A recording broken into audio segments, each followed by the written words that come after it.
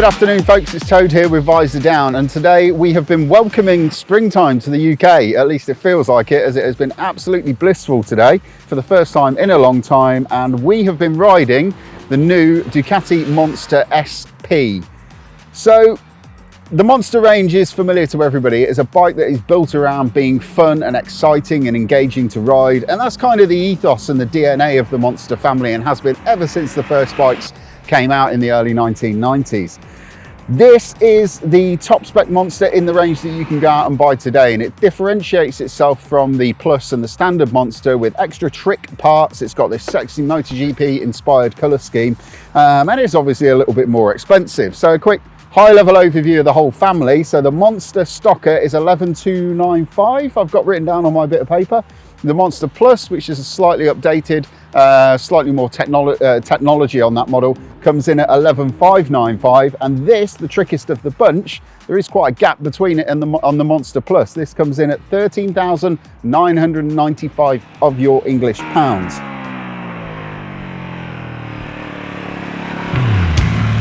So what are you getting for the extra money? Well, the biggest change is the chassis componentry. So we've got Ohlins fully adjustable suspension at the front and the rear. So you've got an Ohlins shock, and you've got the Ohlins NIX fully adjustable fork.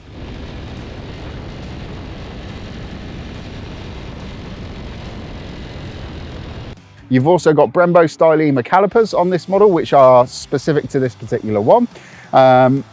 And you've got the Termagoni exhaust, which I think is brilliant, because to me, a Ducati has always got to be wearing a Termi, otherwise it's not really a Ducati. So it's great to see that relationship coming back together.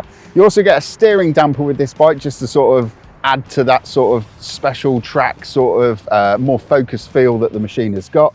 You get the seat cowl, and you get a lightweight lithium ion battery. So the suspension's lighter than stock, the battery's lighter than stock, a few of the bits and bobs. Altogether, this is 2 kg lighter than the other Monsters in the range. So that's fun fact of the day number one. At the heart of the bike though is an engine that I had some experience of very recently, because we were riding the Desert X over at Thetford Forest, and it's that same 937cc Testostrata L-twin engine pumping out 111 bhp and 69 pound-foot of torque. Just like the Desert X, this thing has got one of the most delicious throttle connections of any motorcycle. I said it about that bike, that other manufacturers who work with electronic throttles on their middleweight bikes should actually ride some of these Ducati V-twins just to feel how good that throttle connection is. On this, again, exactly the same. It just feels beautifully nice and direct. There's no glitches, there's no fluffs. You get seamless transition of power when you wind on when you open the throttle. It's just a joy to use. The power and the torque of this thing are, as you'd expect from a Ducati V-twin, a very, very broad spread of torque and power. The bike really digs in and drives hard from low revs, and it doesn't really seem to run out of puff. It keeps revving and revving and revving and revving. You've got all of that pop, rattle, bang, crackle, whatever you want to call it, which I think the Italians refer to as theatre.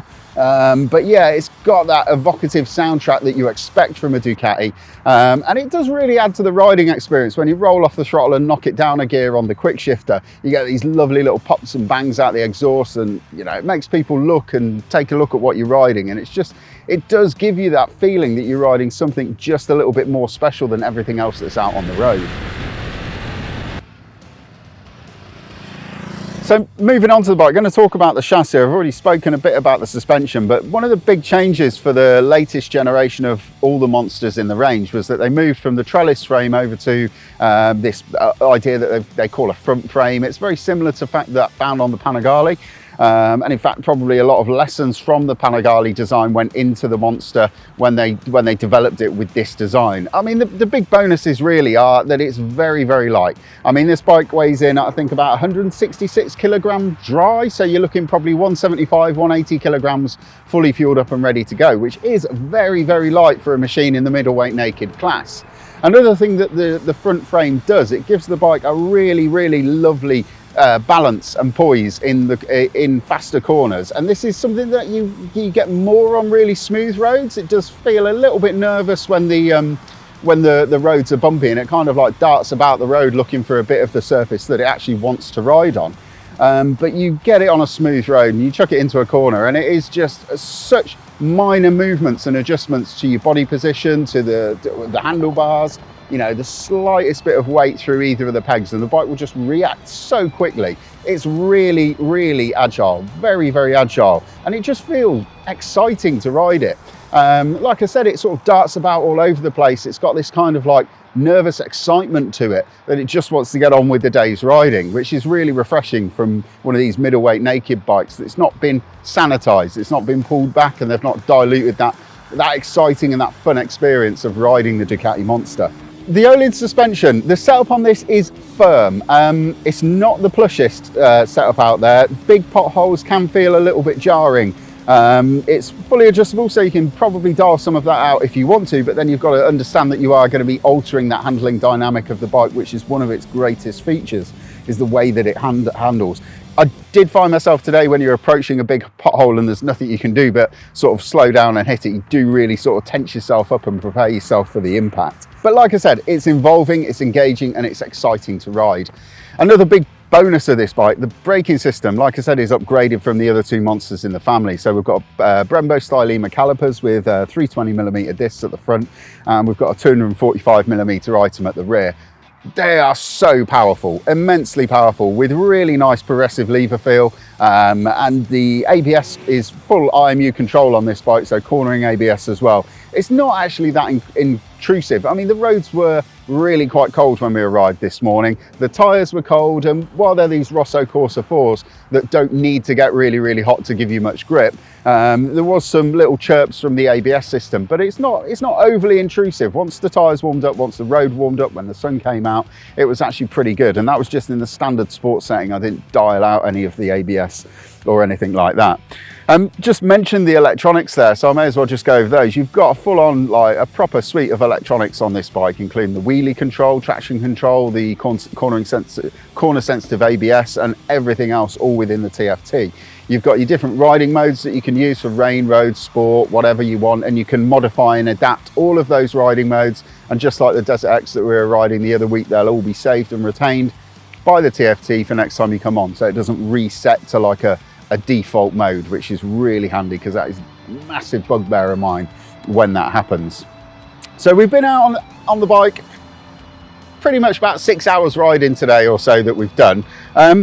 Comfort wise, it's actually pretty good. The seat at first felt firm to me. I thought I was going to have a numb ass by the end of the day, just because the lack of contour to the seat, and it did feel quite firm. But do you know what? I've been sat on it all day and I've not had any complaints whatsoever. The riding position is very nice. Your upper body feels nice and loose. You don't feel tense or anything like that. And the riding position is just on the right side of sporty, so that you feel engaged, but you're not scraping pegs, and you're also not, you know, straightening your legs every 5 or 10 miles just to try and get some respite on there. So actually, overall, the comfort is pretty good, I'd say.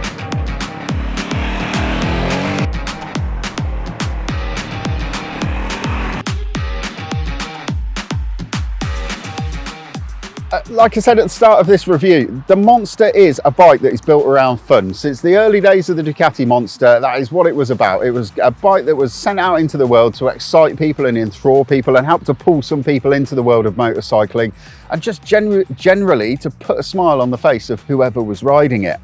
And now we've come up with this, which is, you know, the most most technologically advanced Monster that's probably ever been built.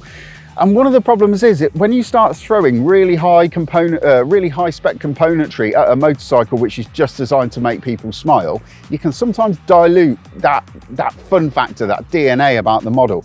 So I thought perhaps maybe if they make this too good and too focused, is it still going to have the same fun factor?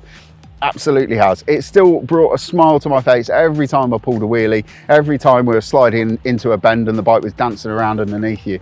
It's just a much more focused kind of energy that this bike has got.